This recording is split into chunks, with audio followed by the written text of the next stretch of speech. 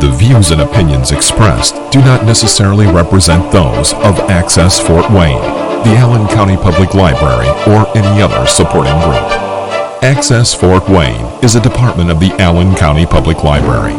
If you or anyone you know might be interested in making a television show, please call 260-421-1250.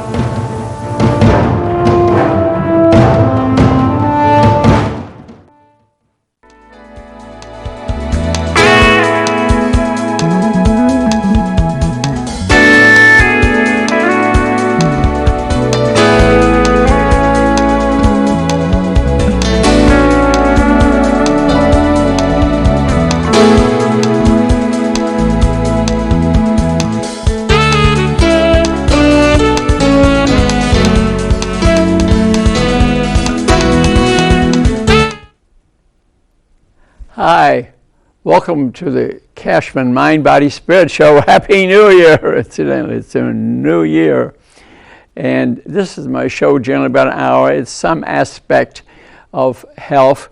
And today, really, it's about preventing cancer or treating it and reversing it and curing some people who even have advanced cancer.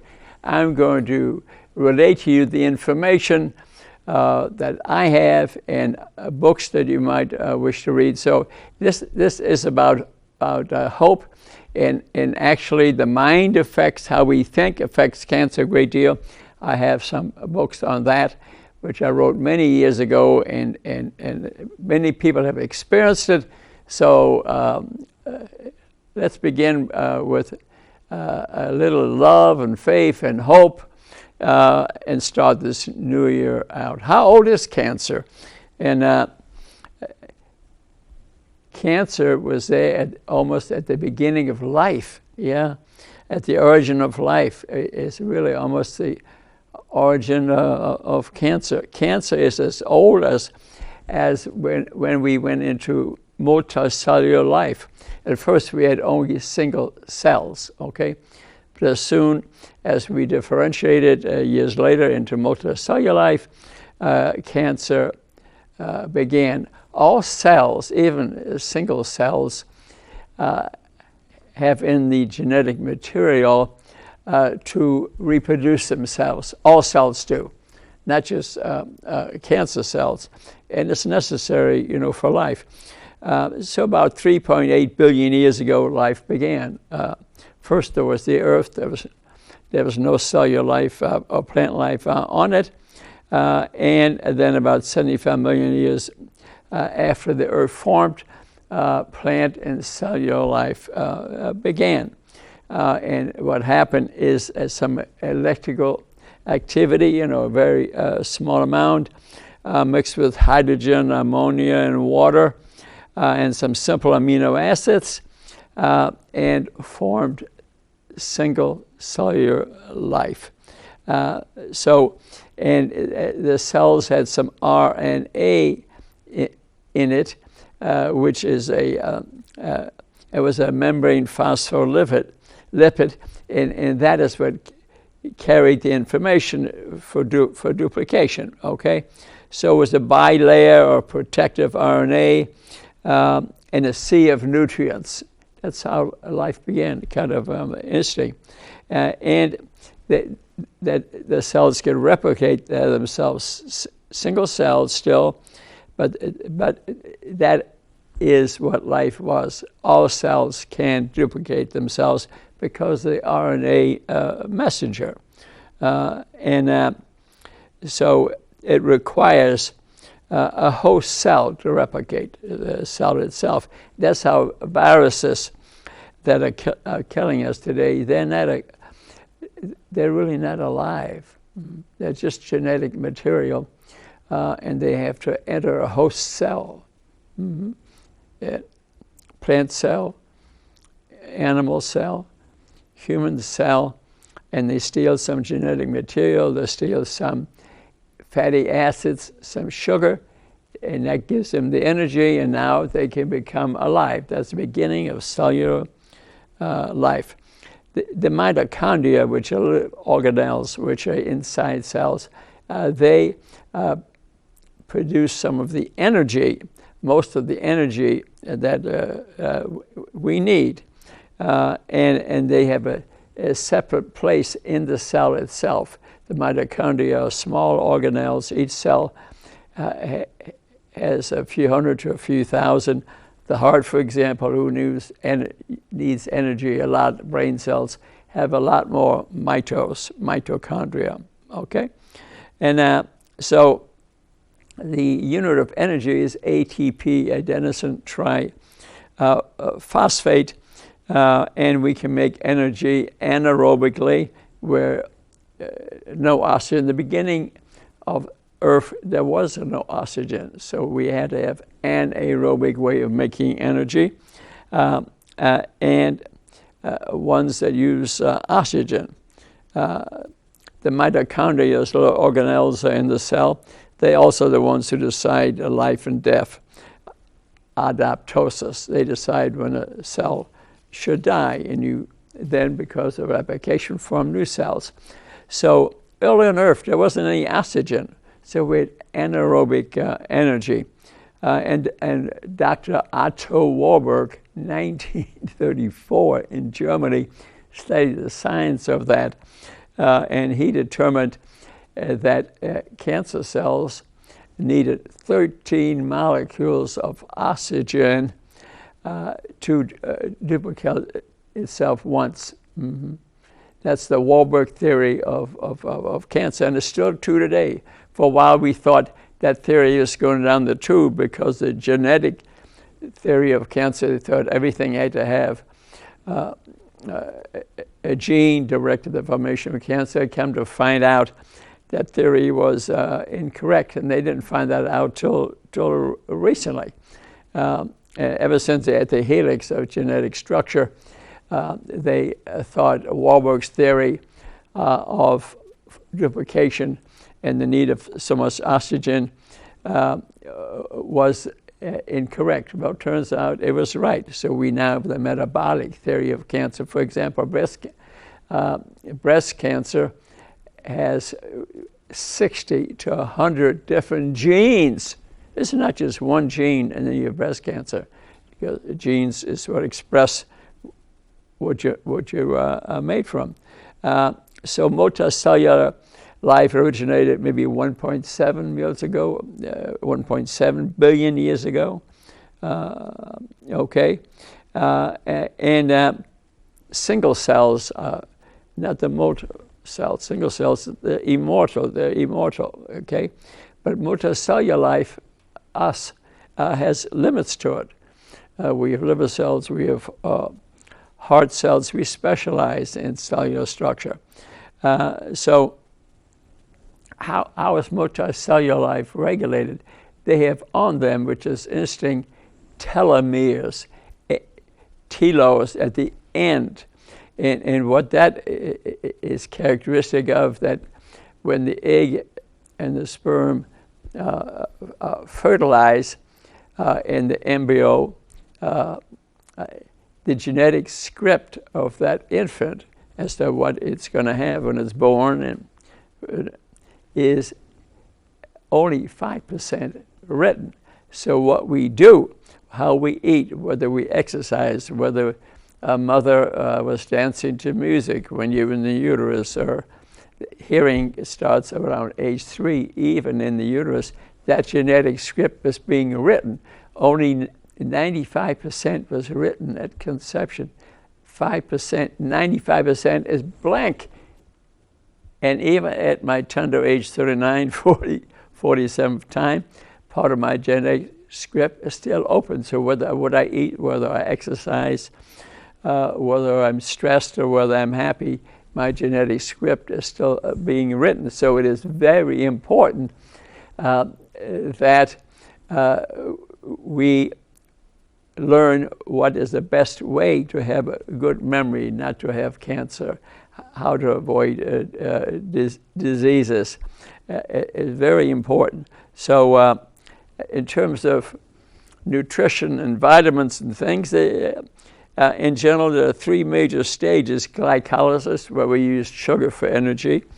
Then we energy energy can come from the sun, the CO2 of the air, and that can form energy.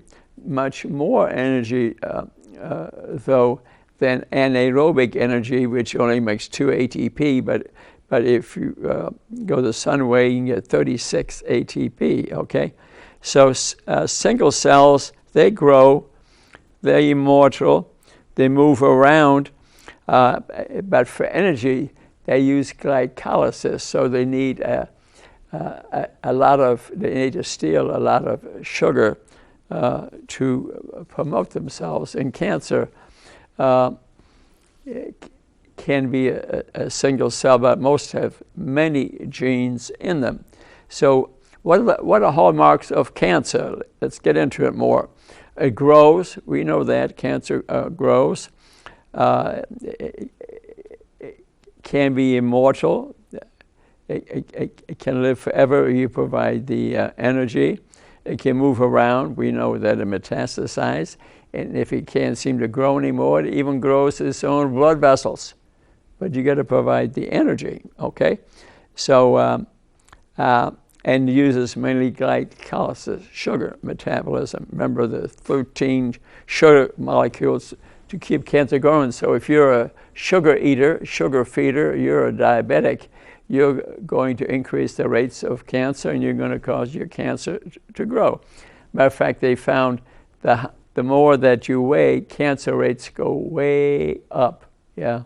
If you're overweight and even not diabetic, that alone increases cancer rates almost 88%, yeah. That's in the literature. Cancer itself is anaplastic. It moves backwards in evolution and actually becomes less efficient and needs to use more energy, not less. But it steals all the nutrition that it can, and that's why cancer patients tend to lose weight, because the cancer is eating up all the energy. And so cancer originates from a multicellular organism, okay, but behaves like a unicellular organism. Yeah, it originates from these different organs in the body, but once it starts growing, the cells tend to stay the same, although it changes genetic structure all the time. And that's why when I say breast cancer has many genes associated to it. So when Vera Bradley sends all the money that they collect from this town, which is millions, and send it to Indianapolis with gene research, I say it's a mistake. Gene research, 60 to 100 genes form breast cancer. You're going to tell a patient that? Versus keeping some of that money in town, teaching them to eat right, and teaching them about good nutrition and exercise and positive thinking, getting rid of their diabetes, the breast cancer rate would go down. I wish somebody would tell the leaders of Bradley that. It's all over the literature. This is nothing new. So cancer acts like a single cell stealing all the sugar, but it was formed in a multicellular organism. So how do tumors evolve? They show genetic variation. Remember what I said. Breast cancer doesn't just have one gene. There are a couple of cancers. The CML, I think, is one of them, that have only one gene. You take one drug, one gene, and you may be cured. But that's a minority of the cancers. That's less than 1 in 10. So the majority of them have multiple genetic origins. Some have as much as 1,000. One case study indicated a certain cancer had 15,000 different genetic structures. So just to do gene research, which even the National Cancer Institute, 1990, somewhere in there, they even stopped paying for the research because they found the genetic theory of cancer was correct. They switched to the metabolic theory, and they funded about 10 organizations, 15 million each, and I give them credit. And they hired non-medical people. They took physicists and different people to look at cancer differently. This is a true story, and you have to appreciate what they did. And see, at first they thought it was 100% a genetic origin. Certain genes produce certain cancers.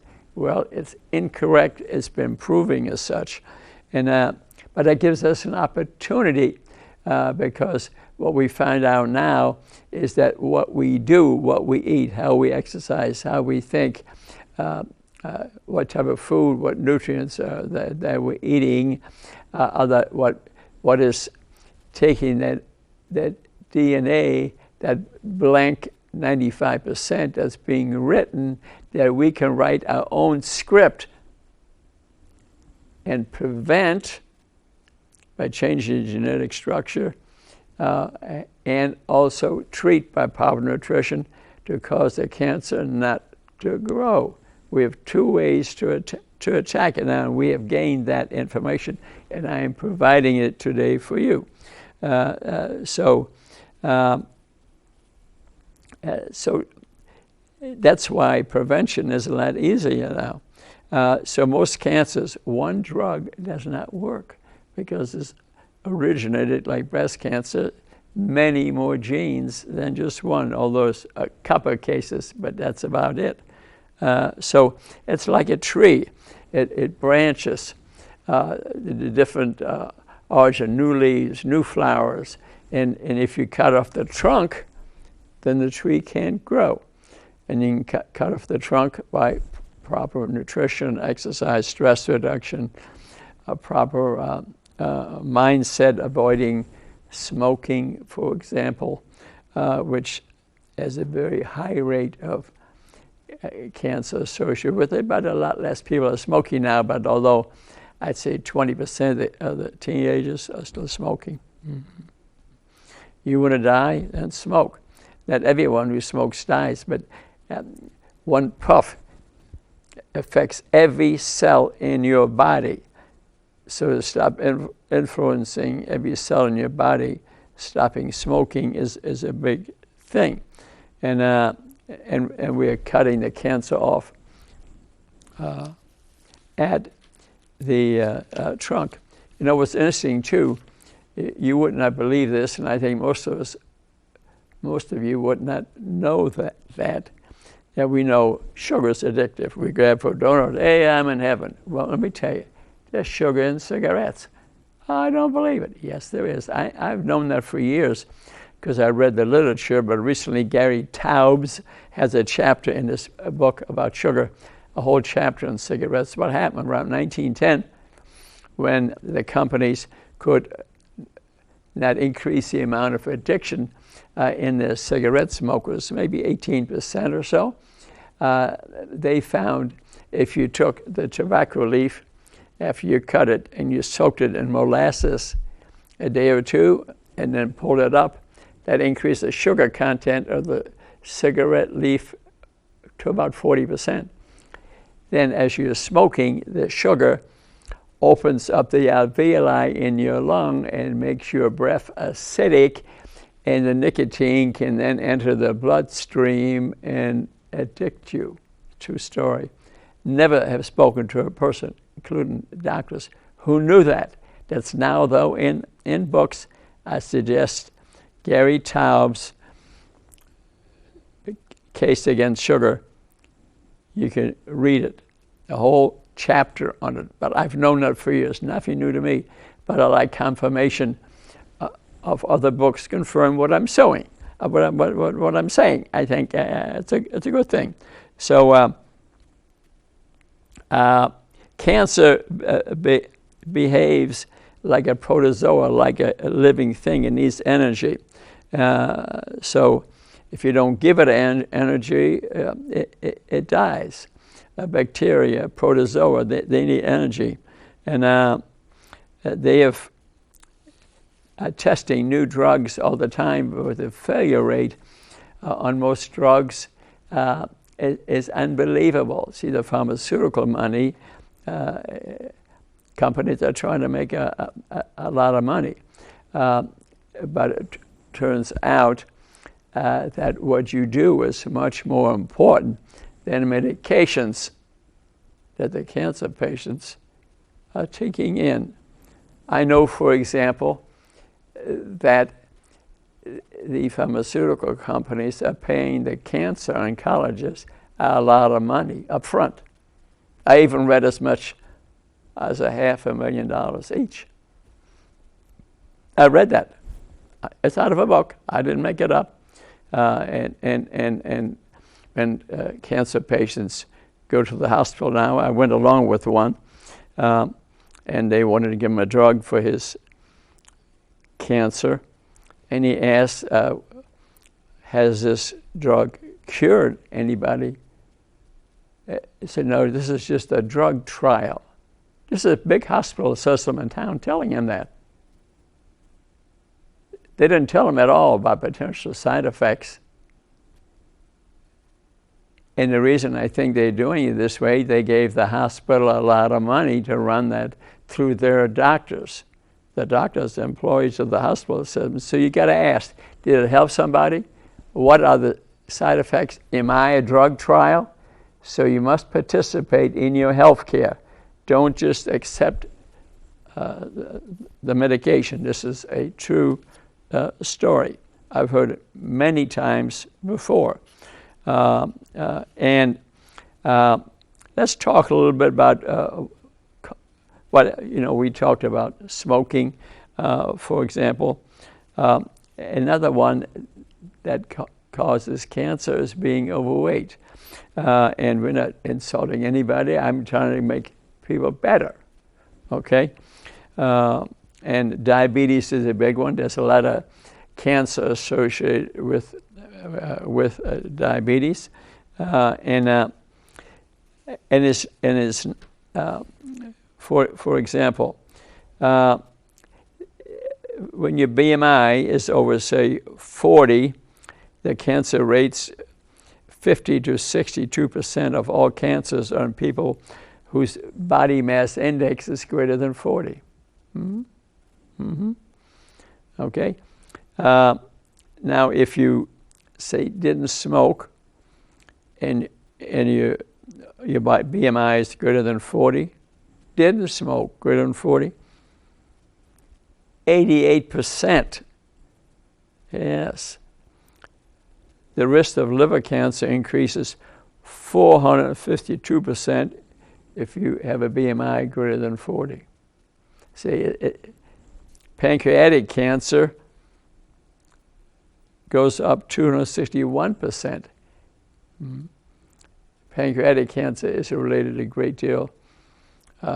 Smoking, I think, is the biggest cause, and being overweight is number 2. And they usually catch pancreatic cancer late in the disease, so it's hard to cure people of that. Maybe less than 10% ever cured of it, maybe a little less than that, no matter how big operations that they do, how much radiation they throw in there. So prevention, don't smoke, don't have diabetes, would be a good step in the right direction. When we speak about being overweight and a much higher rate of cancer, the figure may even be higher than that, because other ones that are overweight and have lung cancer, they lose weight because they have lung cancer. So that then it even counted as being an overweight person. So you can see the figures are astronomical. Remember what Otto Warburg said? Cancer is a sugar feeder. It takes 13 molecules of sugar to make 1 ATP. So sugar is really a booger in the hooker. Okay, keep that in mind.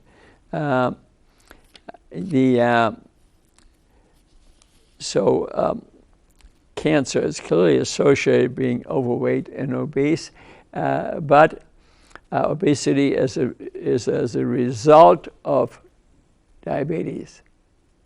It's not the other way around. Yeah, as a result of diabetes. And part of the reason is this. We're measuring today our blood sugar. You're diabetic, you need to do this, such and such. But the road to diabetes, where the HbA1c is less than 5.7, that's 3 months of sugar, the insulin level can be elevated for 10 to 15 years. And the insulin level represents insulin resistance. The insulin can't get into the sugar, into the cells for energy, okay? And so, and we're not testing people that way. It's a scam, it's a crime. We should be checking children with serum insulin. I tried to do it in the state of Indiana. I went to the head, a guy had been head of the Pediatric Association State of Indiana the year before, and he works for a hospital system now. And I went to see him to see if he couldn't help promote the idea that we do serum insulin testing even in children, and we would be way ahead of the complications of diabetes, because in that time, that where the insulin level is elevated and you have insulin resistance, changes occurring in your body of heart disease, of diabetes, of kidney disease are already occurring, but you have no symptoms. So you don't know. We didn't test you properly. That's occurring today. I'm pointing it out. It's time for people to step up to bat and stop people from having all these diseases where all this hospital systems who have their arms wrapped around the patient, including the medical school. I've been there. They won't let me lecture there. They let people get sick, and everybody's making a lot of money, except we're the ones suffering and paying the bill and dying at a young age. Okay? So, so there are many other cancers related to being overweight. For example, esophageal cancer, multiple myeloma, kidney cancers, endometrial cancer, ovarian cancer, colorectal cancer, thyroid cancer, breast cancer, gallbladder cancer. They're all related to being overweight. And these cancers that I just mentioned are much more common in people who smoke. So smoking is a big thing. So hyperinsulinemia, remember I said insulin is elevated, results in obesity, increased rates of cancer. And when they studied the Eskimos in 1952, they found no cancer. And they were eating mainly good fats. They were not following the high sugar diet. So if you have type 2 diabetes, that increases liver cancer, endometrial cancer, pancreatic cancer, breast cancer, 20 to 50%, the rate goes up. So having a normal weight, incidentally about 20, 30% of people who look thin still have diabetes. So you are what the blood tests show. No, wait a minute. You are what you eat. Okay, so get your blood test. And the thing I would suggest that you then would put it in a book or computer and keep track studying, even with the children at a very young age. Get at least yearly testing starting, yes, at age 3. Very young. I've read the materials. You know what they do in France, which I think is beautiful? They have something called a carte vitale. It's a little credit card. And the day you're born, you get a carte vitale with your number on it. Yes, your number on it. And whenever you go to any medical provider, anywhere in the country, at any age, you just put this little card into their computer and your health information of a lifetime comes up. Isn't that beautiful? Couldn't we develop a card? I would like to call it prevention is the cure. PITC card. That we would all have one. Works at every hospital system, every state, throughout the country. when you think of a Congress who at the present moment can't agree to anything, I doubt that'll ever happen. That doesn't mean I can't keep on talking about it. At least do yourself a favor, keep all the health information. I think a computer or a card or a book, and don't lose the book. So we always know what progression is. If you see certain figures are constantly changing, then you could catch a disease. Cancer, you could prevent cancer, you could prevent diabetes, you could prevent dementia, you could prevent kidney disease. Yes, yes, I think this is very important.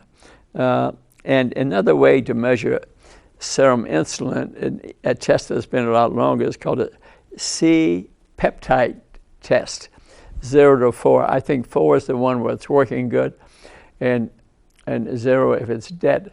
So that's one way to find out the state of your pancreas. The good news is too, incidentally, if you happen to have type 2 diabetes, that you may even be taking insulin. You may be taking it for 20 or 30 years.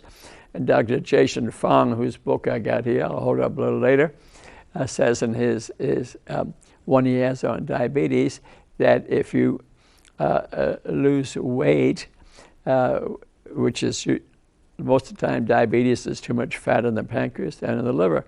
If you're losing weight and the fat clears the pancreas and the liver, and if it has been that way 30 years, your pancreas can still wake up and secrete insulin again. It's right in his diabetes code book. He wrote a book also on the cancer code. I think it's, if you want to learn more details about cancer, and especially if you got it, you should, or for any of us who would like to prevent it, this is an excellent book. He's on YouTube a lot. You can get the habit maybe to watch him now and then. And he's in Canada. He was a renal doctor and found out every patient that he was looking at was diabetic, so became a diabetic doctor. Then became a teacher, and now he's internationally known all over the world. He's written about 4 or 5 cancer, about diabetic code, the obesity code. Excellent books to read, but read mine too, Rudy's War on Diabetes, because if we could avoid diabetes, we could avoid 50 diseases. That's why I'm so passionate. But to me, I look at it too as a wonderful opportunity. Okay. If your serum insulin is elevated, they were saying too, if your C-peptide is indicating insulin level is elevated, increases colorectal cancer, 270 to almost 300%. Yeah, and it's something. And England studied between the year 2000 and 2010. They put 44% high-risk cancer patients and placed them on metformin, the newly diabetics, and found metformin versus insulin. The ones on insulin had higher risks of cancer because insulin has in it a growth factor. Insulin growth factor. It makes cancers grow bigger quicker. That's the reason diabetes and cancer don't get along, because the insulin makes the cancer grow bigger.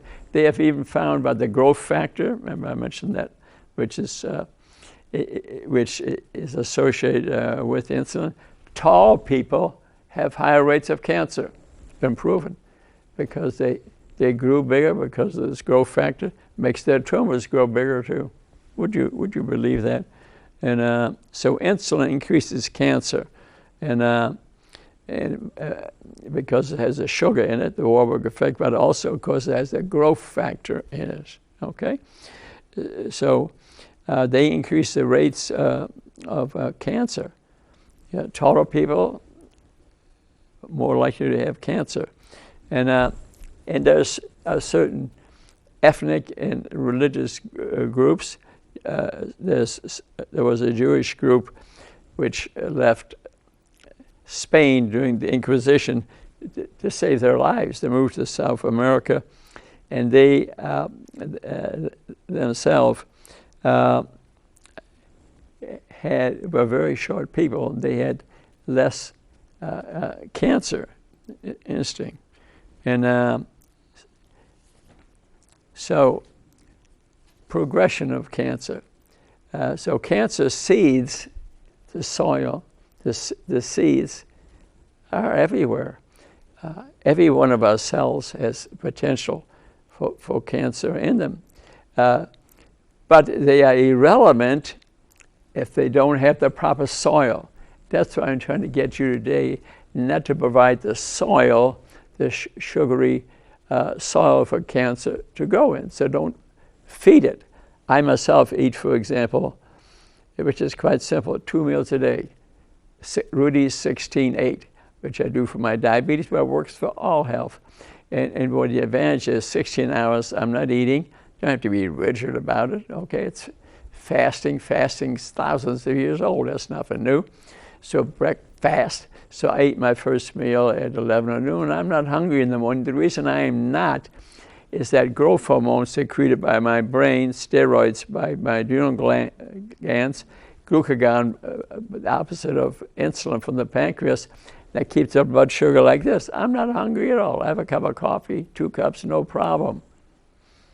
Then I eat at noon, and if you eat, say, 1 meal healthy, and the other one not even too good, you're going to be of normal weight. I'm 135 pounds, okay? And 5'8", feel great, no pills. If you don't believe me, I have my blood work with me today. Anybody want to see it? I had it done at age 39 for the 46th time. Here, I'm little to if you want it. It was, everything was on the button, and I wasn't always perfect. I changed because of things I learned, and I want you to change. My blood sugar is 89, okay? My high sensitive CRP, which is a good indication of whether there's inflammation in the body, was 0.7. Okay, my serum insulin was 3. So I practice what I'm teaching you. You know, when I spoke about cigarettes a little bit, I've written about 5 or 6 spoken words. And if you're smoking, it may not be easy because we get a quick high out of it. It's like sugar. Get a quick high. It's a dopamine, okay? So I wrote a spoken word about it. Let me just read a little bit to you because we could use a little laughter now, okay? I'm choking. I'm smoking. A fast high, I'm in heaven. Anxiety and fear and stress relief temporarily. Life's a mess. We need a quick fix. Seconds to the brain to relieve the pain. It's that quick. A break at work with nicotine. 1 cigarette can lead to a life of addiction and affliction. Boom. All day long. Some people, I saw it at the hospital. Some people went to the staircase when they used to allow smoking in the hospital, at least on the staircase. Middle of the night, keep it going. 1 cigarette can be the life of addiction and affliction. Imagine there's no nicotine. I wonder if you can. No living hell below us. Above us, only sky. Nicotine is more addictive than heroin, quicker. 1 cigarette can cause a lifetime of pain and fast addiction. Pain in the brain and pocketbook costs money. Every few minutes, hours, days, months, and years, road to hell, hell. Roller coaster ride, up and down we ride, we can't hide. Chains, shackles, handcuffs, we're in hell, a burning fire. A life of nicotine and its many chemicals, just like sugar, the booger, and a hooker. Imagine there's no marijuana. I wonder if you can. No pot bellies, no beer bellies, no holes in children's brains. They've been demonstrated on scans. Kids that smoke marijuana, the brain is not fully developed. They'll develop holes in their brain. And on the average, when they go to school, they're one grade below what they could have been. Children's brains are not developed till age 25 or so. Vaping is no escaping. Juuling is not cooling and only fooling. You're a slave to nicotine. E-cigarettes lead to more addiction and affliction. Nicotine, don't lie to me. Don't lie to me. Hard to believe the things you say. I feel great. I'm on a high. I'm lying here awake. I toss and turn instead for another cigarette while lies pollute the air. That's enough of a break. Actually, there's a few more words to it. And you want to write a song to it, let me know. I'm trying to teach people. So let's get back to the science a little bit. So there's a new dawn in cancer treatment. The quest for cancer survival. There's some who have it, who are trying to survive. And one way to start is not just drugs and medication. Think of nutrition, stress reduction, relaxation, walking every day. Another one that is huge is a book that I wrote years ago, Healing Cancer with the Power of Your Mind, Love, Hope, Faith. It's a book I wrote many years ago. A significant number of people are desperate. Actually, after one of these shows this afternoon, I'm meeting someone to review the latest CT and PET scan, and the cancer may not look too good. That because I've seen as part of the report that I'm going to give him this book here, and I wrote this many years ago, and I believe in it more than ever, and I really researched it, that the human mind can affect cancer. How you think. Negative thinkers die from their cancer a lot quicker than positive thinkers. It's true. It's in the literature. It's been published. One is a wonderful story that I'll never forget because it occurred close to my former house when I lived in New York. Could you believe it? I live in 3 blocks of the Metropolitan Museum of Art in New York City, right by Central Park. And I thought I was poor. Who are we kidding? And but I read in a book, I never met this gentleman, but this cancer psychologist would take this lady to lunch at the Metropolitan Museum of Art, just where I walk by every day to play tennis and baseball, okay, to lunch. And after they had lunch, he'd do it once a month, and he did it for 2 or 3 years. And she had metastatic breast cancer. And then he would walk with her and for about a half hour and have her look at her favorite art. Not the doctor's, her favorite art. And they would sit there and talk about it and view it. And he did this once a month for 3 years. Then he restudied her, and she was cured. No cancer anywhere. And then followed another 5 years, never recurred. Mm-hmm.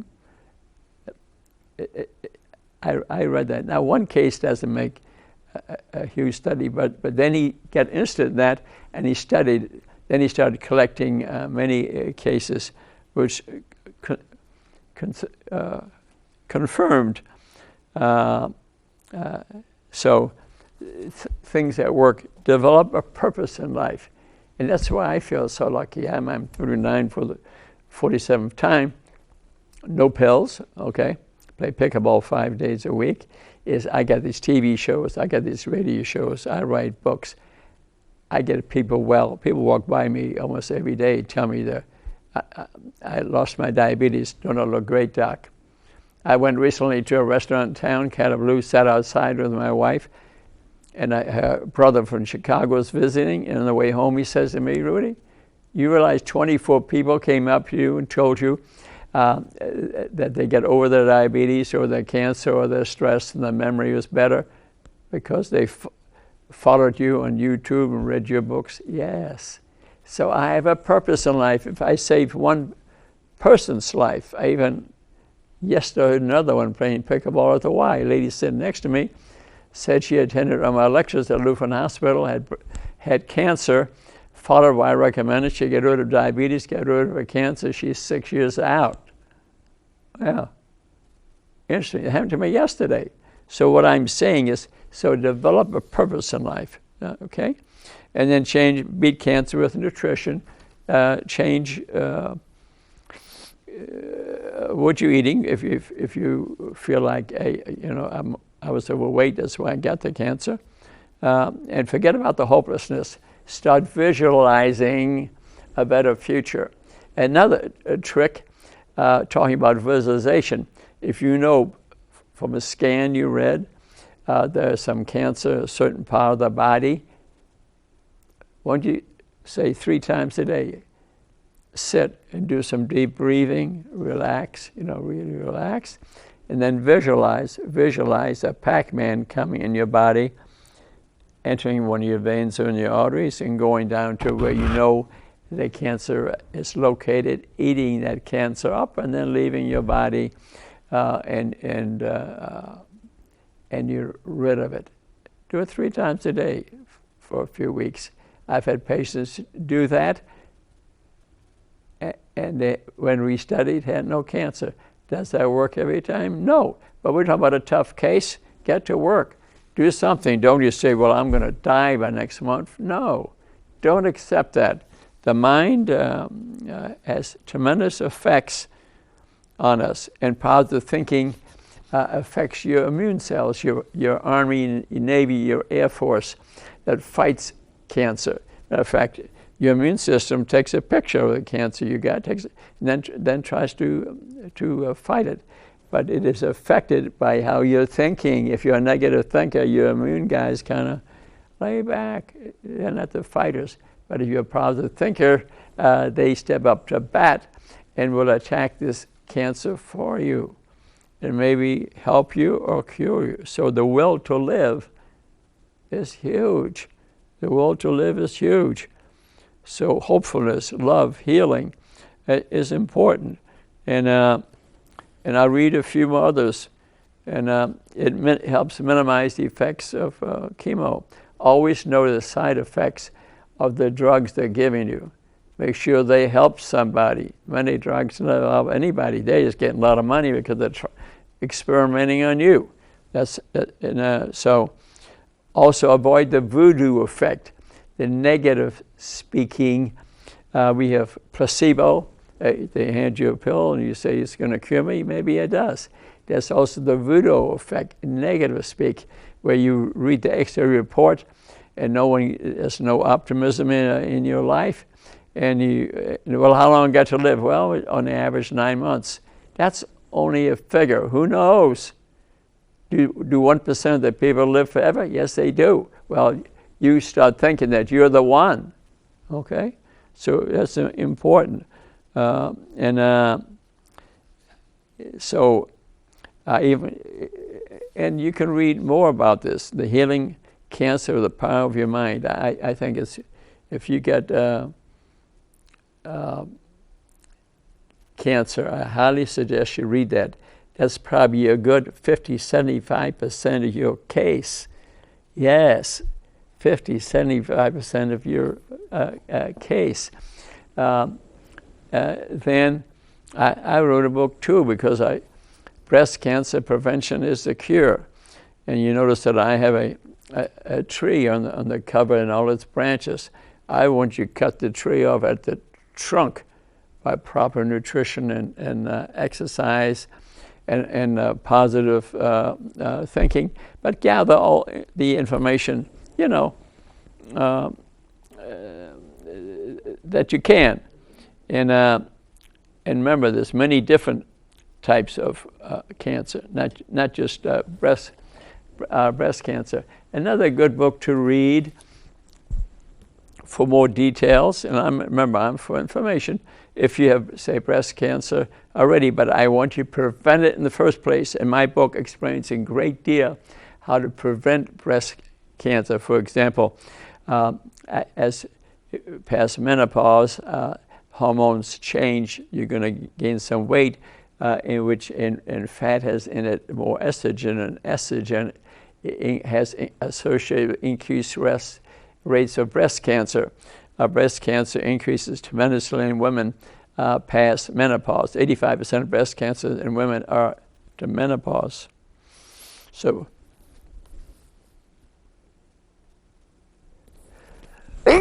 excuse me.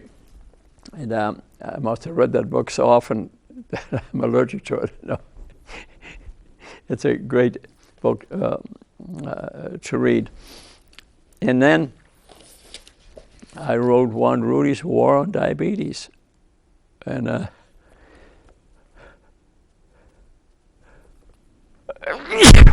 the very thorough discussion how to get rid of diabetes. Milk products can affect rates of cancer a great deal. For example, about gaining weight. When you are born, when a cow is born, they inject it with a hormone that used to be made by a company that was owned by Eli Lilly. They've since sold it recently. I don't blame them for selling it. They even had a different name for the company. And the cow then would grow tremendously. So it's a hormone they secreted. And then he put the cow in a cage.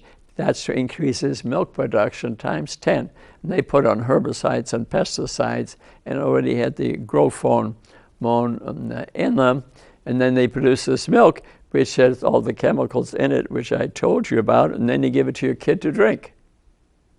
Does that make sense to you? It doesn't make sense to me. Then I see government agencies have out public health places, even in this town, where they demand that the kids be taught to drink milk, otherwise they won't give them the federal money to run this poverty clinic. Right in this town, occurring right now. And the lady, the executive director of that clinic, the neighborhood clinic, told me every child in that clinic is a diabetic.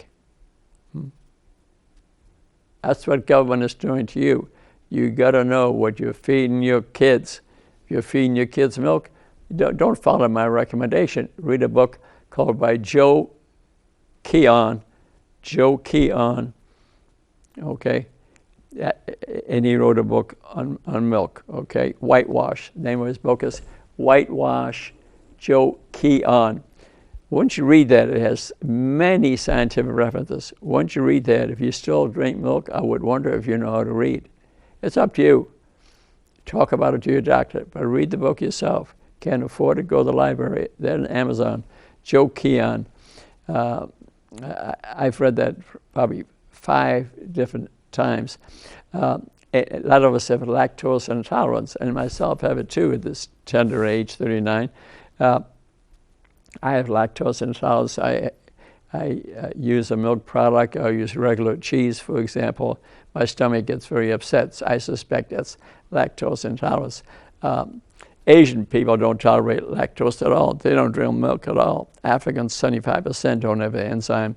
Nature designed it that at age 4, the enzyme lactose to digest the milk, lactase to digest the milk, lactose goes away about age 4. Mm-hmm. Well, that's not generally well known. So I don't drink any milk at all, and I seem to be healthy. My blood tests prove that. But make up your own mind. Do some reading. So the name of my chapter in my book, and maybe you'd like to read the whole thing sometime, Dump the Dairy.